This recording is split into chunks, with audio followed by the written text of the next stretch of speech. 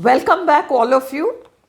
अब ये आपका वन वर्ड सब्स्टिट्यूशन आपको मैंने कुछ दे रखे हैं। मैं रोज़ आपको 15-15 ऐसे दे के अगले 1 वीक में काफ़ी सारे करा दूंगी और फिर किसी और वीडियो में मैं आपको figures of speech, literary terms and figures of speech वाला जो आपका फिगर्स ऑफ स्पीच है वो मैं करा दूंगी। आज ये देख लो, ये आपके स्टडी ऑफ वेरियस थिंग्स के ऊपर है वन वर्ड सब्स्टिट्यूशन। जैसे अगर हम ये देखें, visual art related to writing. आप सबको पता है ना कि राइटिंग जो है वो बड़े कलात्मक तरीके से जो लिखी जाती है। Visual art related to writing को कैलीग्राफी कहते हैं। CALLIGRAPHY, calligraphy, visual art related to writing. अब ये आप याद रखो, जो विजुअल आर्ट है, कला है लेखन संबंधित, जिसको सुंदर तरीके से लिखा जाता है, वो कैलीग्राफी है। पर हैंड राइटिंग को जो स्टडी किया जाता है ना, the study of hand writing, वो एक अलग चीज है, उसको कहते हैं ग्राफोलॉजी। सुंदर कलात्मक लेखन हैंड राइटिंग, वो तो कैलीग्राफी है, और स्टडी ऑफ हैंड राइटिंग आपकी ग्राफोलॉजी कहलाती है। GRAPHOLOGY,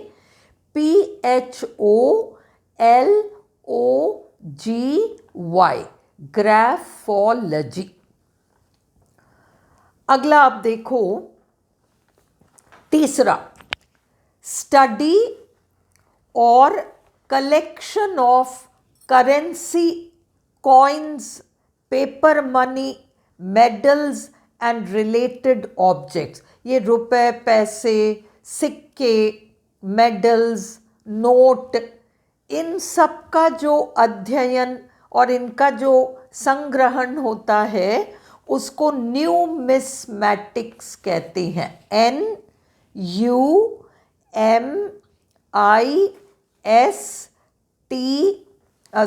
NUMIS, numismatics, MATICS, NUMIS, numismatics, MATICS।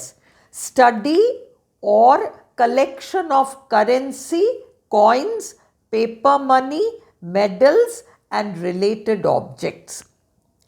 अगला, ऑर्निथोलॉजी क्या होता है?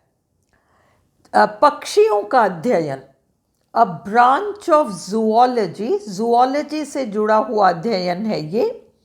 Dealing with the study of birds, और इसमें पक्षियों को स्टडी किया जाता है, उसे ऑर्निथोलॉजी कहते हैं।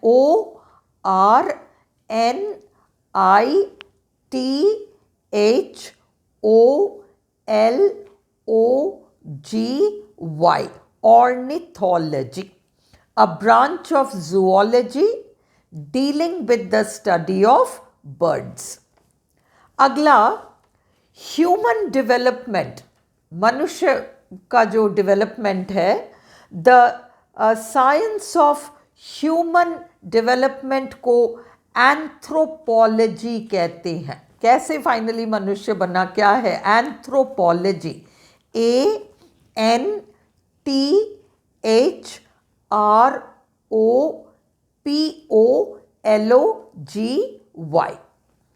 अगला, लैंग्वेज का अध्ययन, the study of language, philology, PHILOLOGY, फिलॉलॉजी।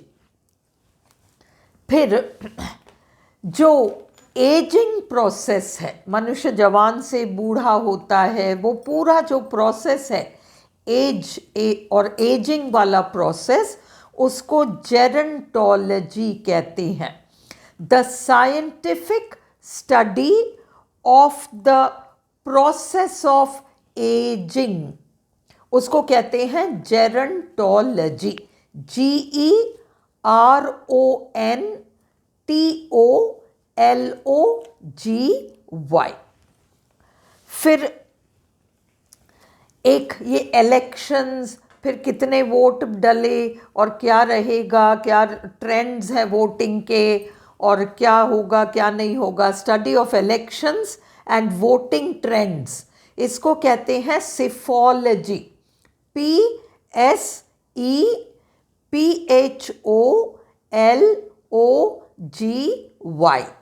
PSEPHOLOGY।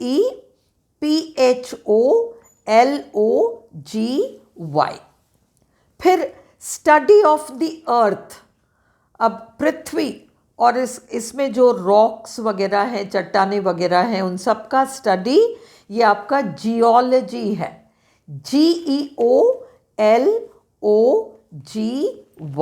Geology. फिर साउंड से रिलेटेड जो साइंस है, science related to the production, control, transmission, reception and effects of sound. Sound से रिलेटेड सब कुछ है ना, वो सारा, साउंड से मतलब केवल ह्यूमन साउंड्स नहीं, जनरल साउंड्स, वो सारा एक्यूस्टिक्स, ACOUSTICS,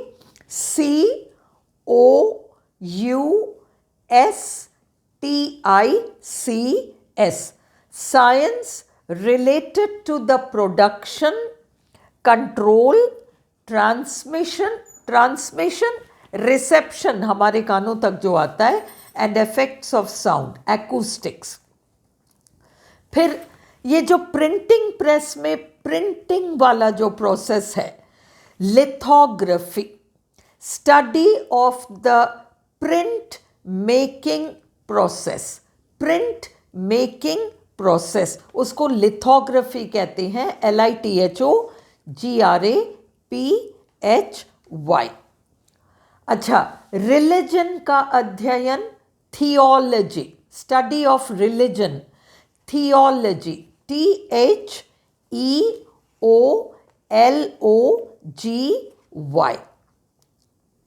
फिर जितने भी ये जीव होते हैं, जीवों का एक दूसरे के साथ संबंध और साथ ही पर्यावरण के साथ संबंध, इसको इकोलॉजी कहते हैं। Study of the relations of organisms to one another, इसको इकोलॉजी कहते हैं, ECOLOGY। Study of the relations of organisms to one another and to the physical surroundings, पर्यावरण के साथ भी उसे इकोलॉजी कहते हैं। फिर स्टडी ऑफ सेलेस्टियल बॉडीज, देखिए ग्रह नक्षत्रों का अध्ययन, वो ग्रह वह जो हैं उनका अध्ययन ज्योतिष नहीं है, वो एस्ट्रोनॉमी है, ASTRONOMY,